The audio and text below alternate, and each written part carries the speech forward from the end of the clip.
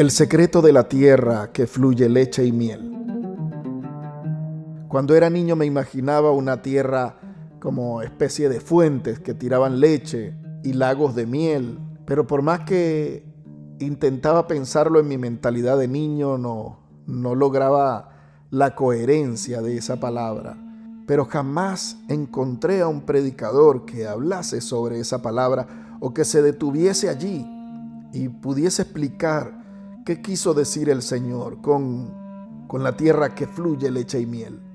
Cuando pude entenderlo, dije, necesito explicarlo. Ahora lo voy a tratar de explicar de la manera más didáctica posible para que tú lo puedas entender de la misma manera que yo lo pude entender. En la antigüedad se vivía del intercambio y se vivía de la tierra, de la pesca. Así que si una persona tenía miel, tenía flores, tenía buenos cultivos, tenía la mejor vegetación, los mejores frutos, los mejores árboles, porque la miel representa el fruto de la abeja, del trabajo de la abeja. Y sin abeja no hay polinización, sin insectos, sin ese tipo de insectos no hay polinización. Entonces, al tener abejas, tienes polinización y al tener polinización, tienes miel en abundancia.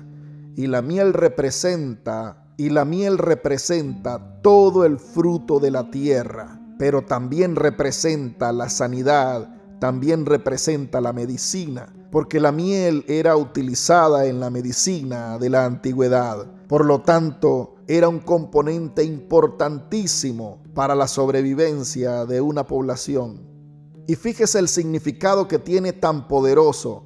Si tienes miel, tienes buenos frutos, tienes los mejores frutos, tienes la mejor vegetación, tienes los mejores cultivos. Y si tienes los mejores cultivos, entonces tienes bien alimentado a tus ganados.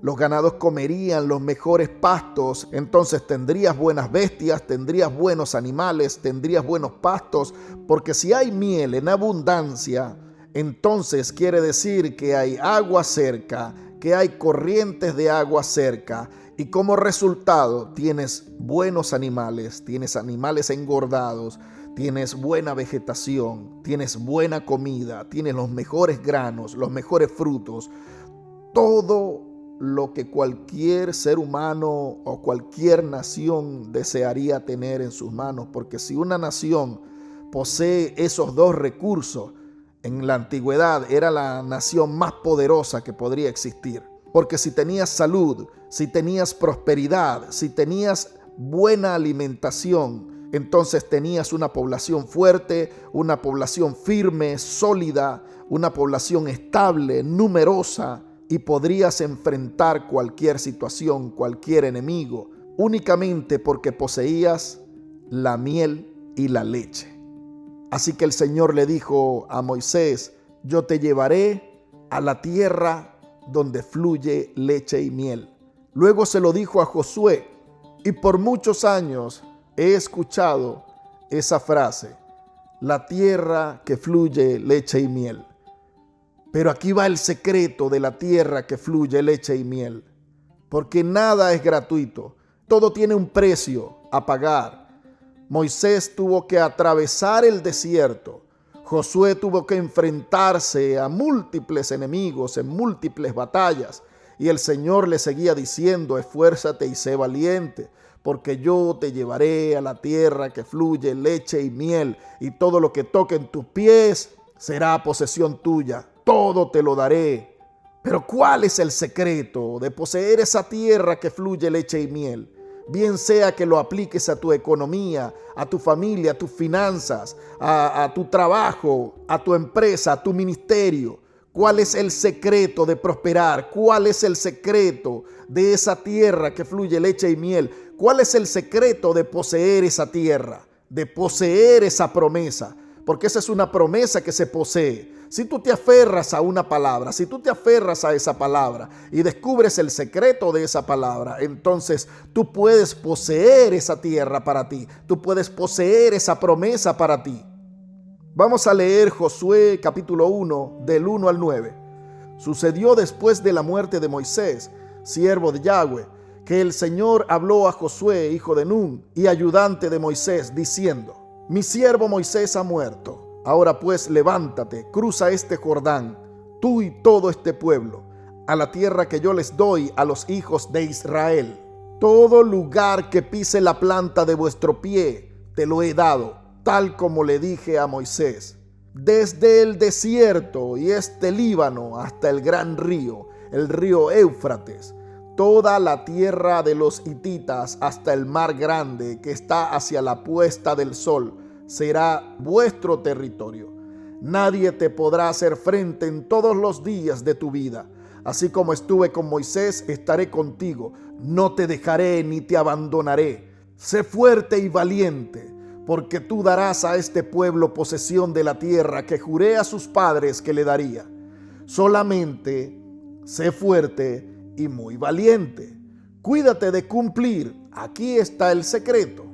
Aquí está el secreto, porque muchas personas utilizan este versículo para alentarse unos a otros, pero no tienen el secreto del versículo o no les importa el secreto del versículo. Quieren poseer la tierra que fluye leche y miel por la mala, como ladrones, como estafadores, y no por lo legal, pagando el precio, porque esto tiene un precio. Dice, solamente sé fuerte y muy valiente. ¿Y qué es ser fuerte y muy valiente?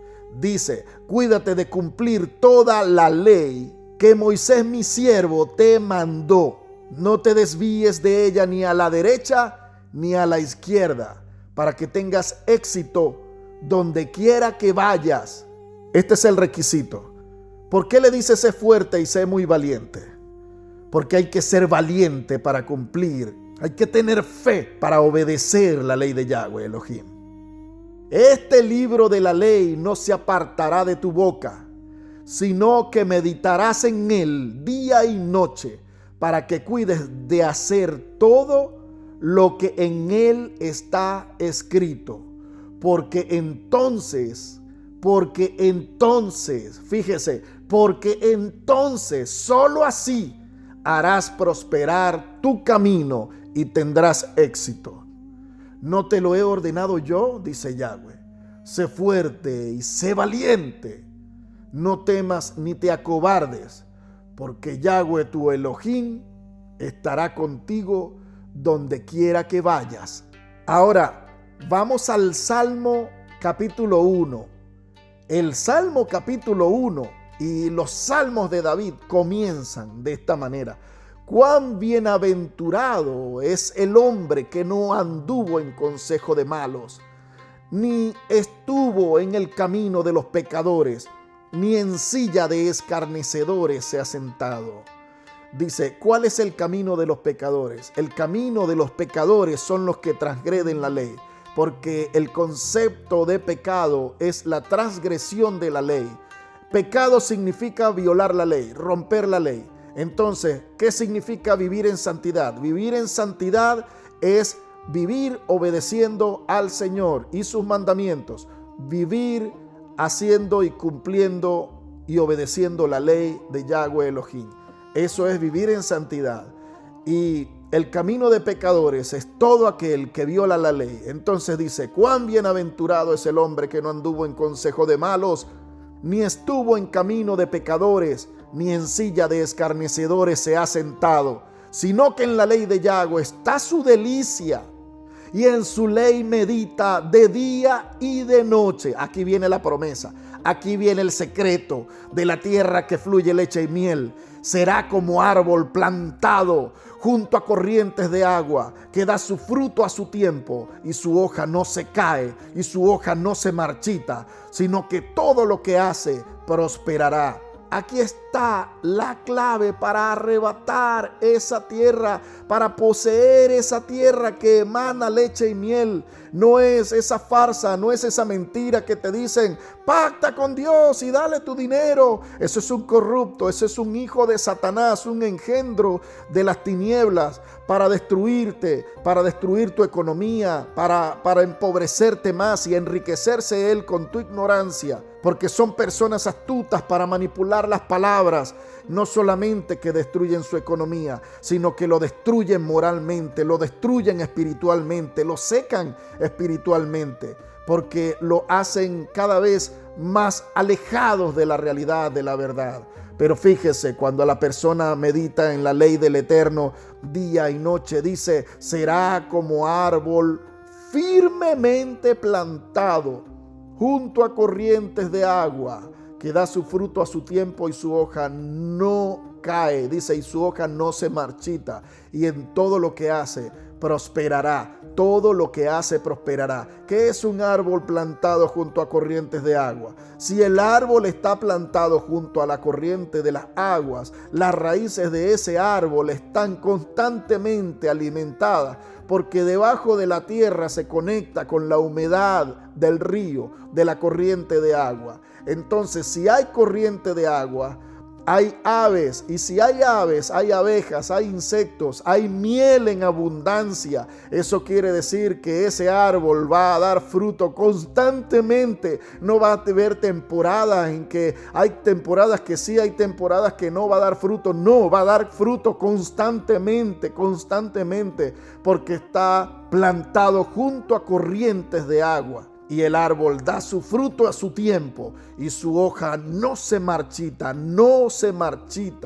y todo lo que hace prosperará. Ahora vamos a leer Isaías, porque fíjese una cosa, el Señor saca de Egipto al pueblo de Israel de la esclavitud, pero entre ese pueblo de Israel habían personas que tenían mentalidad egipcia porque no conocían otra cosa. Habían pasado generaciones y generaciones viviendo en Egipto. No conocían a Dios, se habían apartado de Dios al punto de olvidarlo. Se olvidaron de todo, se olvidaron de sus raíces, se olvidaron de sus principios, se olvidaron de su padre Abraham, se olvidaron de Jacob, se olvidaron de todo. Y se convirtieron en paganos, se convirtieron como actualmente se han convertido todos en católicos. Los evangélicos tienen todas las culturas y tradiciones paganas de la iglesia católica. Y a lo bueno le dicen malo y a lo malo le dicen bueno. Pero ¿qué sucedió? El Señor les dio libertad a todos, escúcheme bien. A todos, el que quisiera salir en libertad,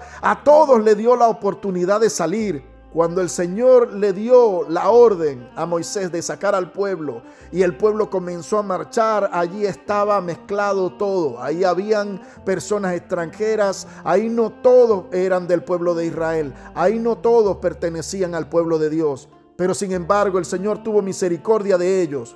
Pero en la marcha, en el camino, ocurrió algo. Comenzaron a rebelarse. ¿Y qué sucedió? Se abrió la tierra, se abrió el desierto y comenzó a tragárselos a los desobedientes, a los rebeldes, a los que estaban causando problemas, a los calumniadores, a los chismosos, a esos murmuradores que se ponían en la oreja de los que estaban guardando la fe, de los que estaban guardando la ley, de los que estaban caminando en santidad, y le decían, ¿por qué tienes que guardar la ley? Eso es antiguo, eso no es para nosotros, vamos a volvernos a nuestro principio, a nuestras raíces. Tú eres pentecostal, ¿cómo es que ahora te volviste judaizante? ¿Cómo es que ahora estás bajo la ley si la ley fue abolida por Cristo? Y comienzan a decirte mentiras al oído, porque Cristo no es un hijo rebelde. Cristo no fue un hijo rebelde que vino a romper, a violar las reglas de su padre. Eso solamente lo hace una persona con el corazón de Satanás, con un corazón lleno de rebeldía, con un corazón lleno de envidia, de vanidad, de orgullo, de soberbia.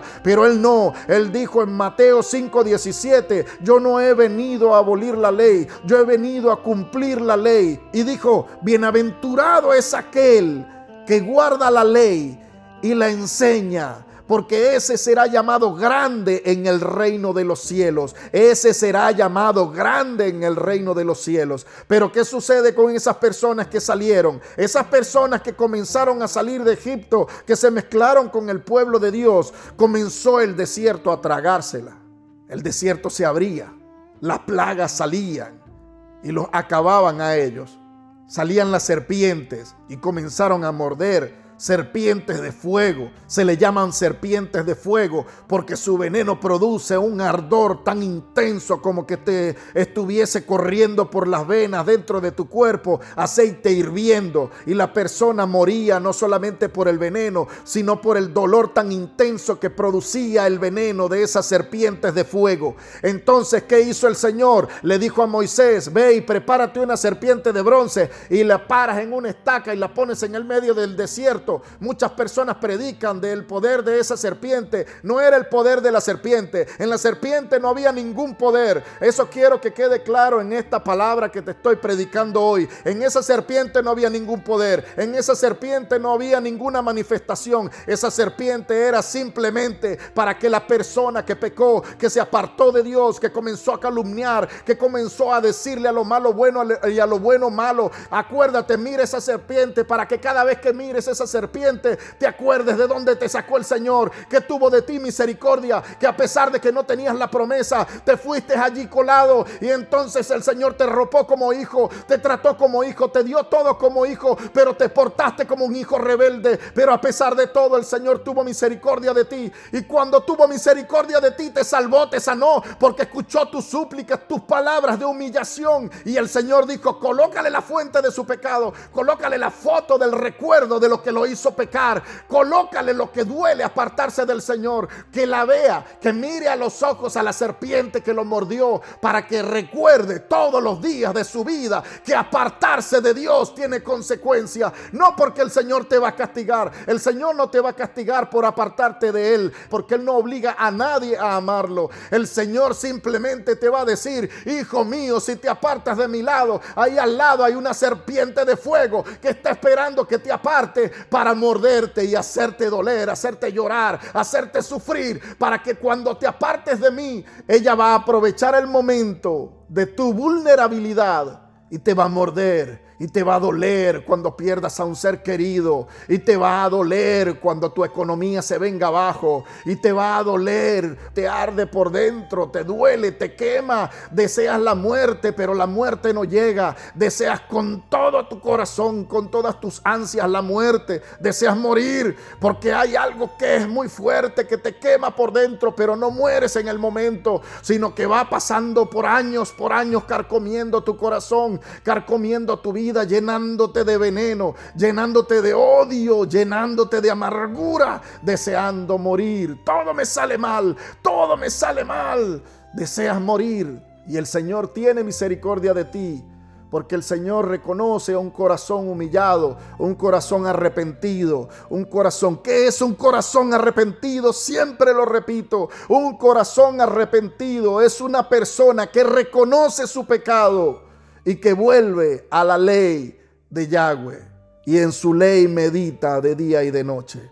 Porque lo repito de nuevo, el concepto de pecado es romper la ley de Dios, y vivir en santidad es guardar la ley de Dios, cumplir la ley de Dios. Mientras esas personas marchaban en el desierto y se levantaban esos murmuradores que ahora se la pasan predicando: se me está yendo de la iglesia la gente porque andan judaizando, y los llaman judaizantes a todos aquellos que están guardando la ley de Yahweh. A todos aquellos que están volviendo a las sendas antiguas, los están llamando judaizantes. Ni siquiera saben lo que significa el concepto de judaizar. Ni siquiera saben lo que es ser un judaizante. Entonces dicen: me están dividiendo la iglesia. Vienen a predicar judaísmo en la iglesia y me están sacando a la gente de la iglesia. Apártense de esa gente, porque esas son gente malvada, dicen los predicadores. Pero lo que pasa es que esa gente que los predicadores dicen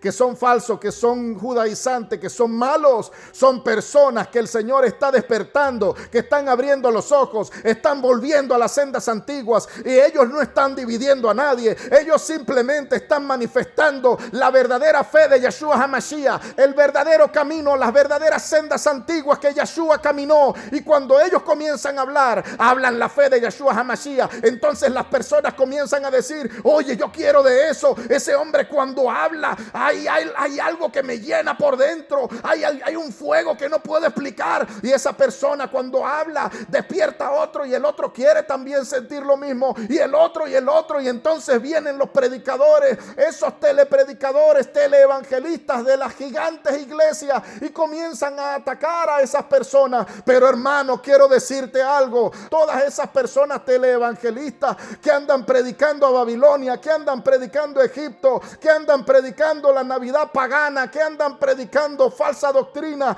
Yo les digo, los malos son ustedes que están predicando mentira. Ustedes tienen que volver a las sendas antiguas. Ustedes tienen que arrepentirse y decir: Señor, perdóname porque toda mi vida enseñé mal. Perdóname, Señor, porque toda la vida fui un instrumento de Satanás para predicar el catolicismo, para predicar el paganismo. Perdóname, Señor, y hoy me arrepiento y vuelvo a las sendas antiguas. Hoy me arrepiento y vuelvo a la Torá, porque de lo contrario va a suceder lo que sucedió en Egipto, que el Señor tuvo que sacar su aventador, su cernidor, y comenzó a mover el cernidor, y toda la basura caía abajo, todas las piedritas, toda la arena caía abajo. Y cuando saltaba el trigo, el trigo quedaba con hojas, con paja, quedaba todavía gusanos arriba del trigo. Y entonces venía el aventador y soplaba viento, y el viento sacaba las hojas, sacaba la paja, sacaba el gusano, sacaba el insecto, y caía el trigo limpio.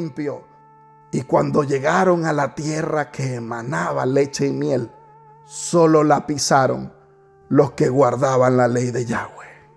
El resto fue cernido. Isaías 56 es maravilloso, porque esta es la respuesta a los esclavos, esta es la respuesta al extranjero, esta es la respuesta a aquel que no pertenecía al pueblo de Israel. Esta es la respuesta al que nació en Egipto, hijo de egipcios. Esta es la respuesta para todo aquel que nació en la selva, al indígena. Esta es la respuesta a aquellas personas que nacieron en lo profundo del corazón de África. Todas aquellas personas que están bien lejos de ser hijos de Israel. Y el Señor dice, Isaías 56, así dice Yahweh: preserven el derecho y hagan justicia, porque mi salvación está para llegar y mi justicia para ser revelada.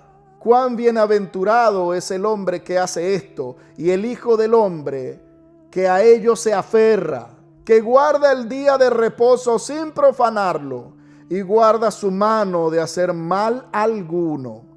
Que el extranjero que se ha llegado a Yahweh no diga: ciertamente el Señor me separará de su pueblo, ni diga el eunuco: he aquí soy un árbol seco. Porque así dice Yahweh: a los eunucos que guardan mis días de reposo, escogen lo que me agrada y se mantienen firmes en mi pacto, les daré en mi casa y en mis muros un lugar y un nombre mejor que el de hijos e hijas.